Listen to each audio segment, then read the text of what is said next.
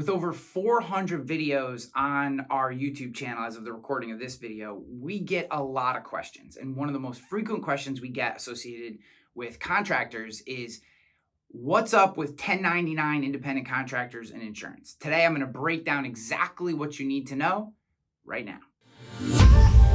Hi, Ryan Hanley here, founder and president of 𝗨𝗏, where we do insurance differently, specifically by giving you knowledge and information to make the right insurance decision. If you find value in this video and you're watching on YouTube, love for you to tap that like button. That helps other individuals and organizations like yourself find this video. All right, so let's talk about 1099 independent contractors. Here is the deal, guys.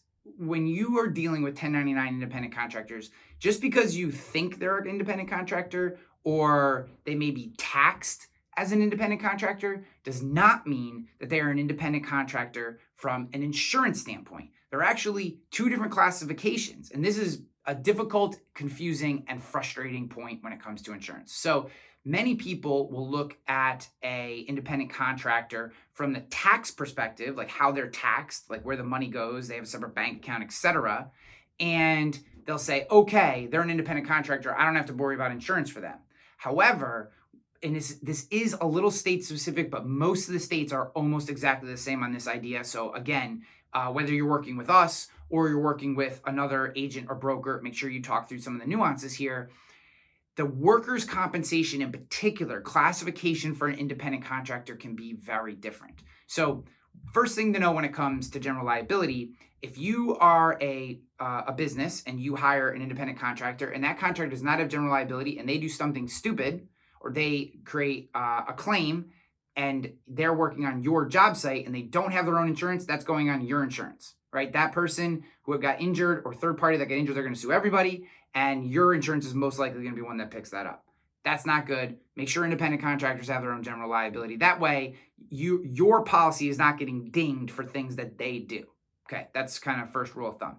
Same exact thing is the case for workers' compensation, and here is where a lot of people get in trouble. So they hire an independent contractor, but they do not add that payroll or any payments or fees that they give to that independent contractor to their workers' compensation insurance policy. So they're not charged any premiums during the year. Then the audit comes at the end of the year. The workers' compensation insurance company comes in, audits their records, finds the payment, and adds it. And now all of a sudden, you have this big bill that you have to pay in 30 days to your workers' compensation insurance carrier. You're frustrated, you're upset, and I get it. But the issue is, if an independent contractor does not have their own workers' compensation insurance and they work for you, there are only a few small scenarios in which you are not responsible for paying workers' compensation insurance for that independent contractor. I know that doesn't make sense. Maybe that's something, maybe you don't agree with that, but it is how it works. So the only solution is to either force that independent contractor to get their own workers' comp, which is what I would recommend, or add during the year that payment, if it's $5,000, $10,000, $100,000, whatever it is, add that to, call your broker and say, hey, I just hired an independent contractor. We're going to pay him $50,000 the remainder of the year. Can you add it to my policy? And then what happens is essentially the insurance carrier is going to adjust your payments for that increase the rest of the year. So essentially you're financing that audit bill instead of having the whole thing smack you at the end. The key here is there is two separate ways of looking at independent contractors. There is the way from a tax code perspective, and there is the insurance way. And when it comes to the insurance way of classifying independent contractors, the liability is going to roll up somewhere. So work with contractors that have their own insurance or understand that you may get dinged.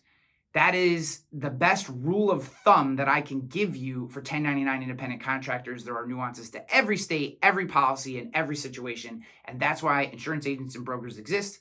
If you enjoy this kind of relationship and you would like to have it with 𝗨𝗏, there are a few different ways you can work with us. You can go to 𝗨𝗏risk.com, ROGUERISK.com. You can email us, gorogue@𝗨𝗏risk.com, or you can give us a call, 518-960-6600.